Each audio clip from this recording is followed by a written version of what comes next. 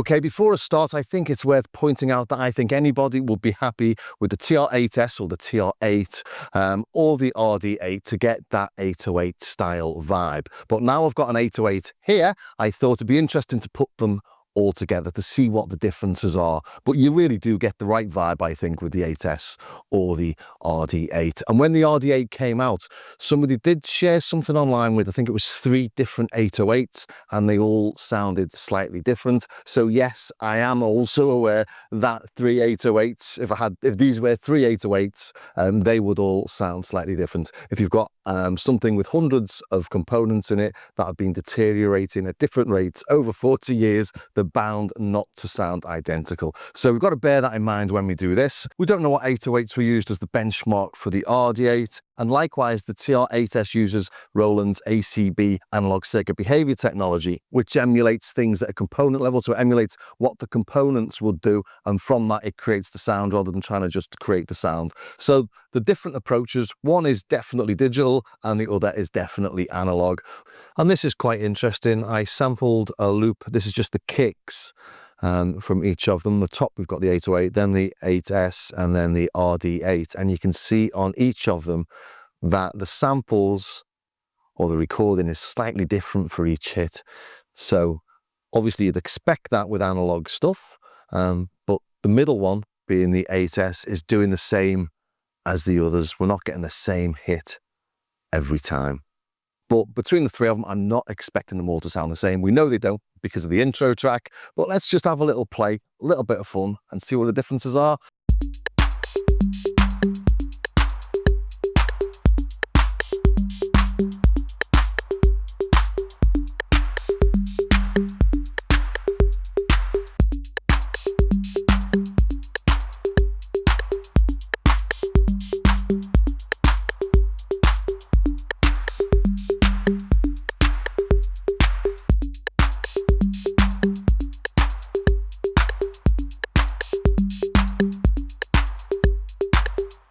So on the RD-8, for example, we've got control over the tone of the hi-hats. We don't have that on the 808, but we don't have control over the tuning, but we do have control over the tuning on the 8S.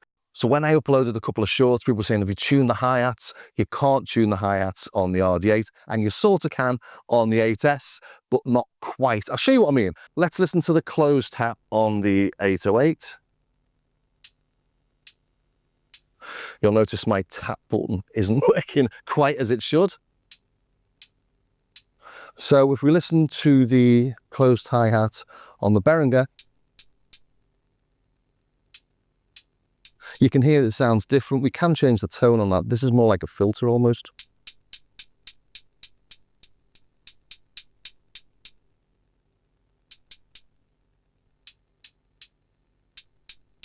So you can get it that close-ish.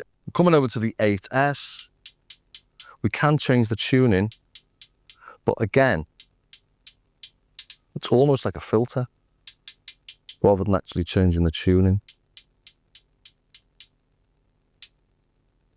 So you've got to get an approximation. So it sounds like it should be a bit pitched lower.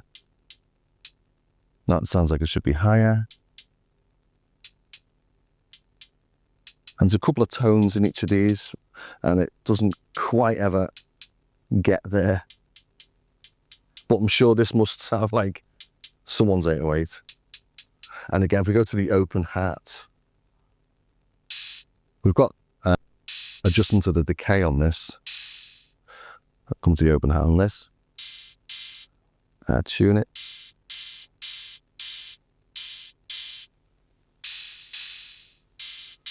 Again, different tuning. We've got control over the decay as well.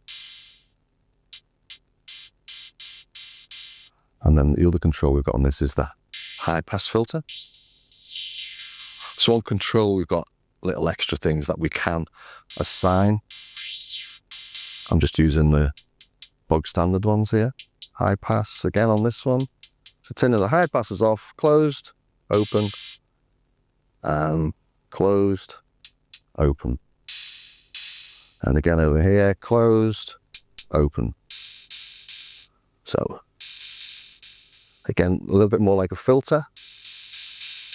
than actually tuning it.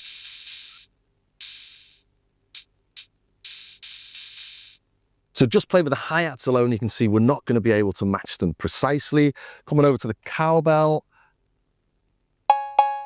Can't do anything with the cowbell, it is what it is.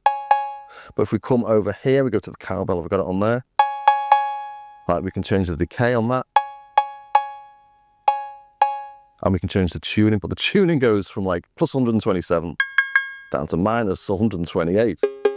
So the tuning parameters to trying to get it there are very fine. So that's plus 5, bit too high, go down to plus 3. Bit low, so it's about 4, but it's really difficult to get it right on 4. Whoops, I think that's it. Down a bit. Now it's on plus 1, but so close enough that though, isn't it? Oh my God, drive me mad. So you can see why you give up at one point, because you can't quite get the exact tuning. The increments aren't fine enough around there. But on the Behringer, that's it. Nothing you can do with it, just like the 808, but it does sound different. That's higher pitched on this one, and it's got a bit more delay. Going over to the claps then, I'm just showing the things that I've found that are different really. On this, you've got to wait. After a couple of claps, it then seems to charge itself for that reverb. But there's no tuning involved. Come to the clap over here. So it's got less of that reverb.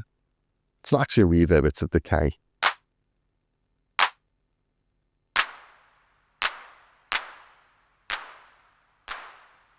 But that seems to be hiding behind the decay. A lot louder, that, isn't it? So that's lower pitched, and I can't alter them much more than that. So from hiding behind the reverb almost at right up front, it sounds like it's got a lot more actual claps in there. Nice little effect, that. But that sounds, well, is pitched lower. And we come to the hand clap in here. Just turn that down a second. We can change the decay on that. Really long. Come on. So it's a bit high pitched there again.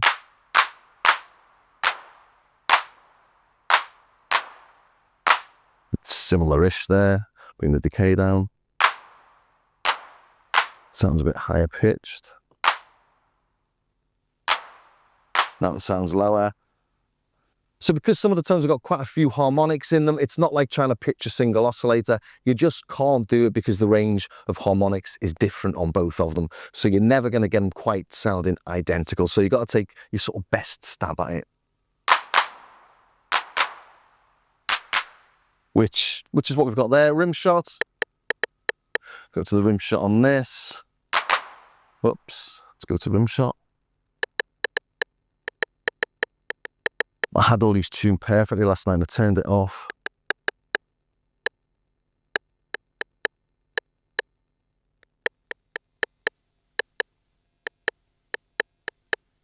Again, so that's on -6, but it goes from -128 to plus 127, which is great for doing weird stuff, but got -7. -8, -6, let's go for, close enough, and then rim shot on this, and there we go. So again, we're in the same ballpark, they all sound like an 808 to me. If we go into the claves, now to get the claves on this, we'll have to go into instrument, shift, go into the percussion, to clave, oops, on this, and shot and clave.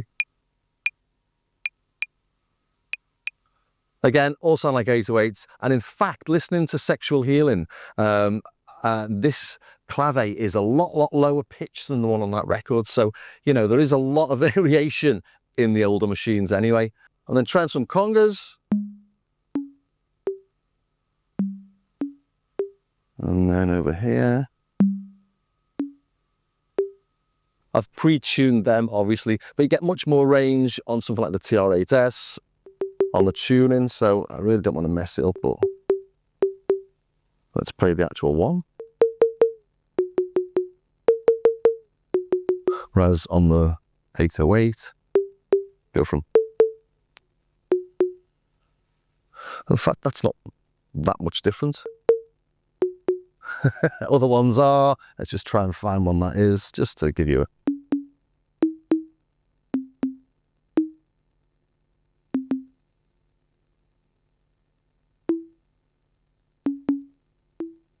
So overall, that mid conga on the 808 is pitched lower than it is on the mid conga on the 8S. And if we go to the Behringer,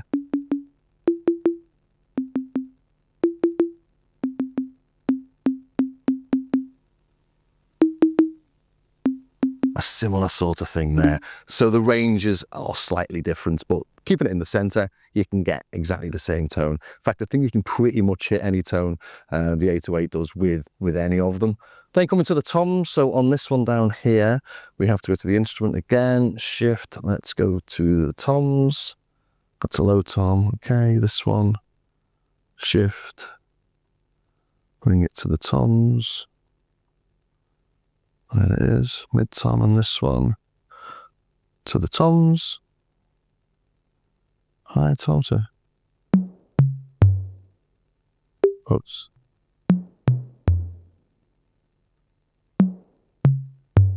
And over here,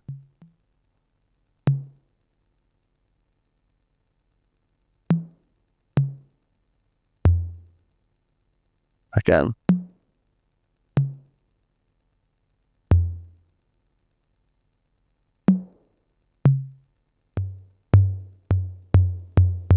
So it gets there. We've got this nice control over the noise on this, and this colour control.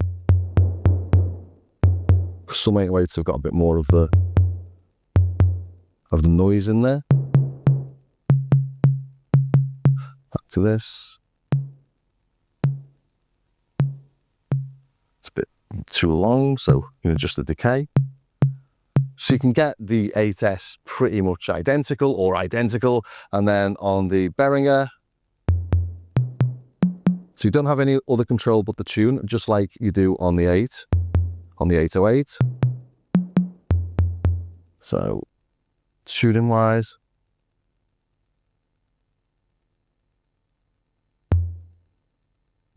I'll have to get this button sorted.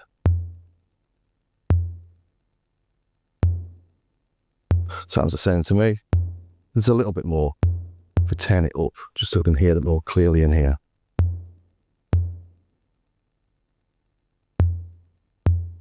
That's got a bit more, the Behringer's got a little bit more of the noise.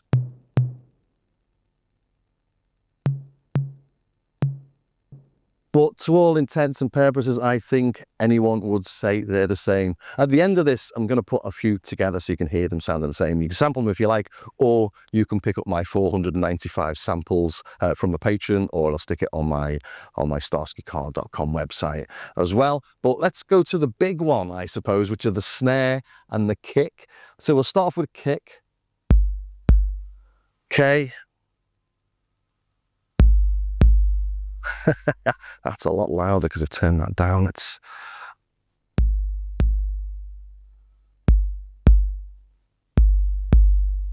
So I've had to tune the 8S and the 8 to match the tuning of the 808 because we don't have any control over the tuning. We do have this tone, which is the attack, all nice and snappy, and that's at full decay. So we'll drop it down.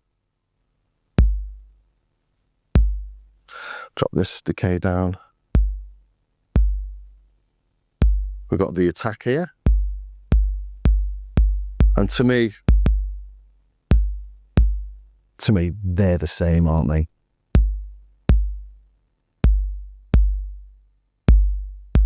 I'm having to juggle this being velocity sensitive, the volume in the studio and what's being recorded, but hopefully by the time I've level matched everything, it'll sound the same. Coming over to the RD-8, add the decay.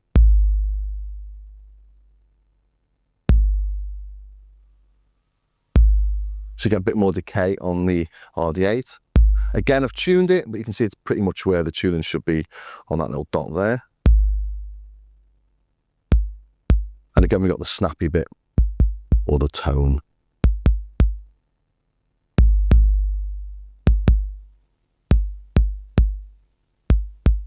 Actually sounds a bit more fuddy, this one, doesn't it? Interesting with these little speakers I'm using here, the IK Multimedia, what are they called, the iLouds. So they're really handy on this table, and we can hear when they go really low. But if I stand behind the table, so stand where the camera is over there, you get this really low rumble from them, and everything sounds a bit different, which sort of shows that listening at the front of the speaker and listening to the back of the speaker, you're hearing different things. So last night I had a mate round and we were matching up the beats from the intro, and we had to go to the front and the back to get them to sound the same. So as I'm sitting here on my own, there might be subtle differences in there, but you can match them. It just requires two people to do it. So nice and long again. Well, this goes from really super low to break in the speakers.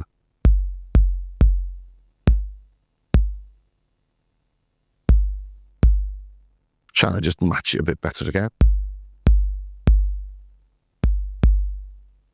So they're pretty good, aren't they? I think anyone would have difficulty picking one out from the other in a blind test. So let's go to the snare now. Let's bring the snappy in. So I'll match that over here. Bring more snappy in, is that this one?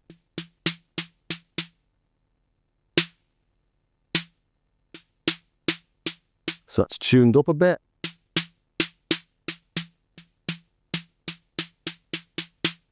Get out to the decay again.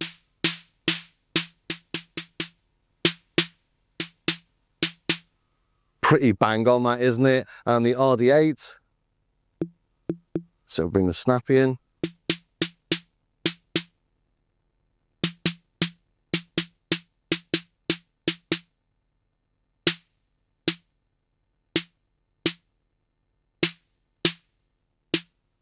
Very close. Again, you can't change the tuning on the RD-8 like you can on the TR-8S. But yeah, they're 808 snares to me.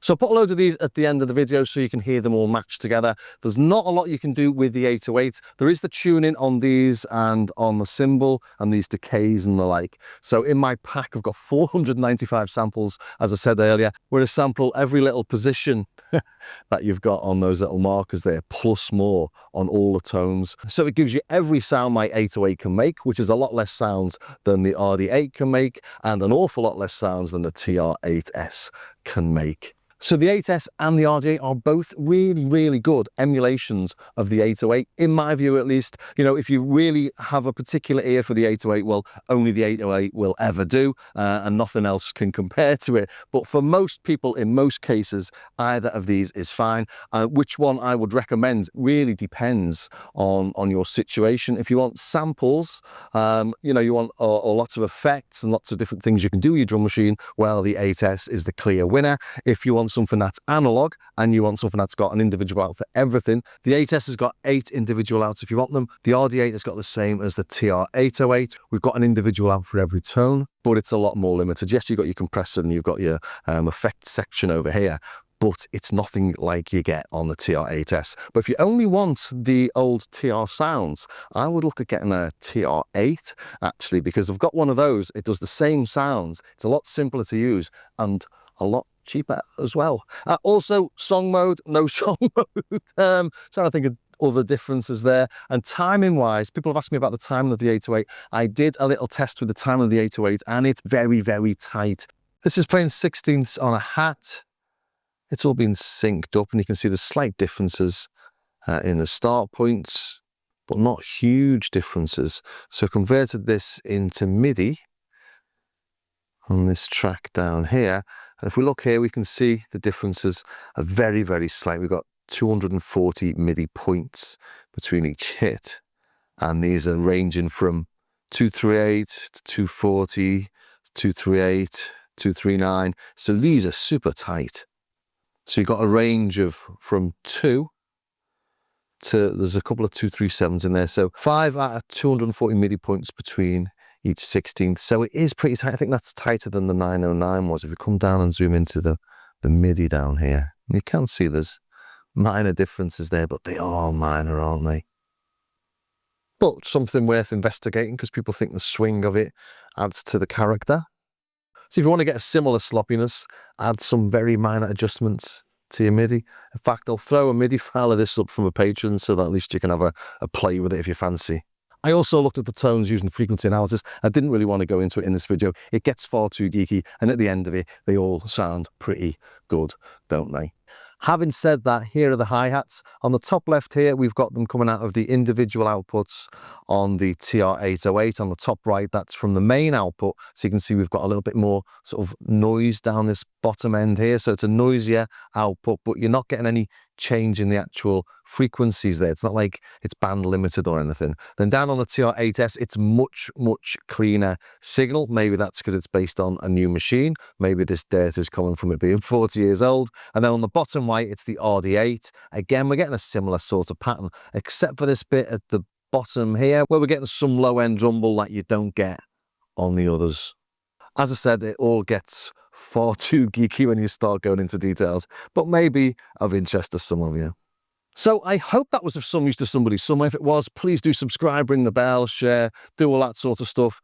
Stay if you want to hear the samples or just sample all the sounds I'm about to make, or do check them out on my starskycar.com website and on Patreon as well. But anyway, thanks for staying to the very end, and I will see you next time.